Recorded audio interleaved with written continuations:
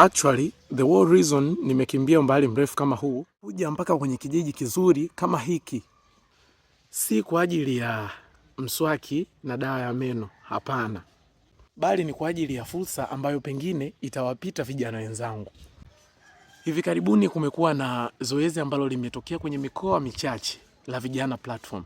Zoezi hili linatoa fursa kwa vijana wengi tu kama mimi. Wengi wao wamekuwa wakipitwa ama kwa kukosa taarifa au kwa kupuuzia. Hivi unajua kwamba ukiwa na wazo tu la biashara unaweza kulipresent kwa watu makini, halafu ukapata zawadi kwa sababu wazo lako ni bunifu tu na limeshinda. Sasa ni kwa mara ya kwanza kabisa duniani na haijawahi kutokea.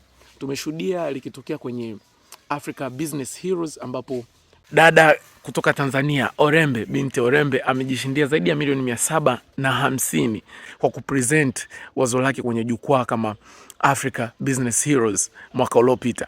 So ni funzo kwetu vijana kwamba una wazo tu, litengenezee namna nzuri, then lipresent kwenye mashindano, halafu ushinde pia au uwezeshwe kwa namna moja au nyingine. Sitamani inipite wala sitamani ikupite pia.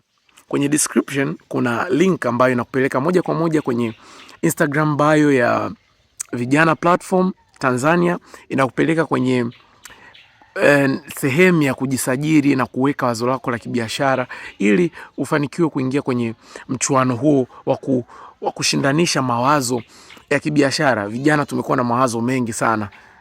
Weka wazo lako la kibiashara, shindana, ushinde, au hata kama usiposhinda, it's a platform kwamba umefikia sehemu fulani.